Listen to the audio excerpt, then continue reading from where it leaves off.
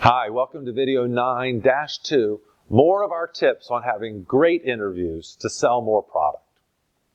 Now, I think we're up to point number 9 now, and point number 9 is simple. You are doing show business. No matter what you think, radio is about show business. You are there to be entertaining and educational, but they'd rather have entertaining than educational. So remember, you're there to make the host laugh, you're there to have fun, you're there for silly banter, you're there to be part of the show. And remember, it's called a show. It's not called something else. They have a radio show, which should indicate to you what their importance is. They're thinking about entertainment. Shows are entertaining. Classes are educational. There's a big difference. And you're on a radio show, not a radio class. It's about show business. Be as entertaining as possible. All right, point number 10. Our 10th point of helping you do a great interview is this. Your opening story has to be very, very good. So plan on, in the first minute, having some sort of story that's going to connect you with the audience. If I'm talking about entrepreneurship, I usually bring out my wife's Amazon business in that first minute because it's such a compelling story. I can make that sound really interesting. And almost everyone would love to turn $500 into $50,000 in just 11 months. It's a pretty, appealing story. People are going to want to hear it. If I do that in the first minute of my interview, I'm pretty much guaranteed that the host is going to love me. The audience is going to love me. It's entertaining. So number 10, plan on a great story at the beginning.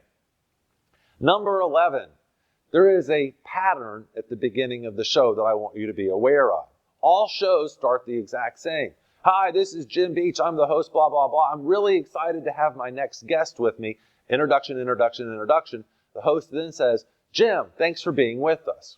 Your 100% anticipated response is, thanks for having me. It's an honor to be with you. I want you to say those words at the beginning of every interview. Those are the first words out of your mouth every single time. Then the host will say, well, Jim, thanks for being here. What's it all about? Or we'll ask the first question on your question list, and you're off and running. So be prepared to do this banter at the beginning of the show. Always thank the host for their time and for the opportunity to be on the show. If you don't, you come across really badly. So point number 11, start off with thanking the host for having you. Point number 12, you are in control of this interview. Remember, when we talked about the question list, I'm trying to beat into you the idea that I want you to be in charge. You're going to answer a question for 1 minute. Pause. If the host comes on to interject, you're going to let the host talk. It's their show after all. But if the host doesn't talk after like a half second, you keep going. You're in control. Keep on plowing through your speaking points. If you get to the end of point number 1 and the host doesn't seem like they're going to interject, you go ahead and change the topic and go to point number 2. Say something like, well, all of that that I've just been talking about risk is really interesting, but another really important thing is to talk about creativity. Now you've changed the topic of conversation and you're ready to move on to the next point. You're in control of the interview, not the host. I want you to really keep that in mind. Point number 13, always be ready to launch back into your question list. So at some point, the host is going to get off topic. The host is going to say, think something that you said was interesting. We'll ask a question about that.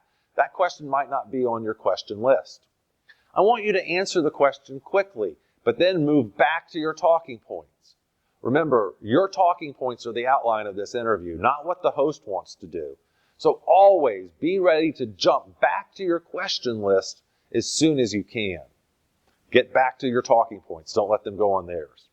All right, number 14, don't stop talking until the host interrupts you.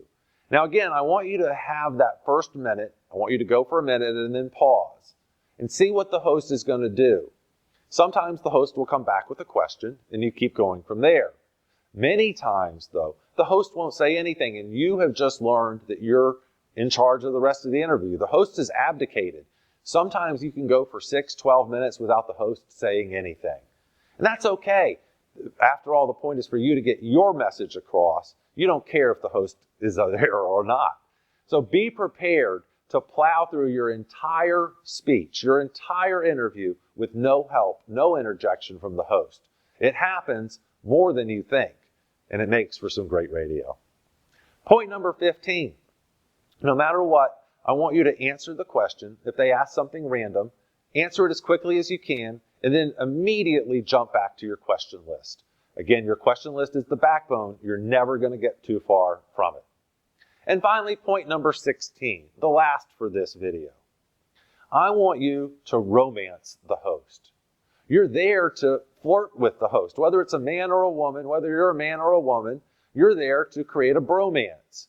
You're there to let the host know you think he's really impressive. His show is great. His guests are great. He asks great questions. So when the host does something, asks a question, says, wow, that's a great question, Bob. No one's ever thought of that before. No one's ever asked me that. Also use the host name frequently, every minute or so. Say the host name so that they know that you're talking directly to them. If you romance the host this way, you'll get invited back and it sounds a lot better. I'll be back in our final video on how to give a great interview in just a second.